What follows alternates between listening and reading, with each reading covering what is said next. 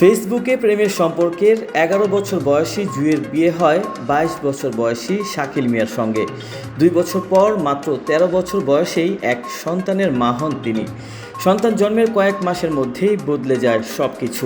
অভিযোগ, জুঁইকে শ্বশুরবাড়ি থেকে বের করে দেওয়া হয়।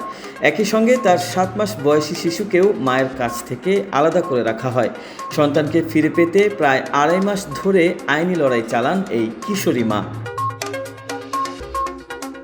গত ১ জুলাই ঢাকার চিফ লিগ্যাল এইড অফিসে লিখিত অভিযোগে অভিযুক্ত শাকির ও তার মা আদালতে উপস্থিত না হওয়ায় চকবাজার থানাকে শিশুটিকে উদ্ধারের নির্দেশ দেন বিচারক। পরে পুলিশ শিশুটিকে উদ্ধার করে আদালতে হাজির করলে শুনানি শেষে আদালত শিশুটিকে তার কিশোরী মায়ের জিম্মায় হস্তান্তরের নির্দেশ দেন।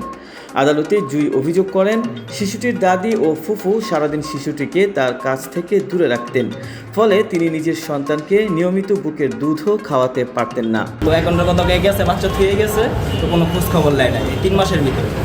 অন্যদিকে শাকিলের পারিবারিক দাবি, জুঁই স্বেচ্ছায় বাড়ি ছেড়ে চলে গিয়েছিলেন এবং সন্তানকে রেখে যান। পরে শিশুর অভিভাবকত্ব চেয়ে পারিবারিক আদালতে মামলা করেন তারা। বর্তমান বয়স ১৩ বছর ৪ মাস ২৩ দিন। এখন এই শিশু এবং এই বাচ্চা দুজনের দায়িত্ব এখন কে নেবে, এটাই এখন দেখার বিষয়।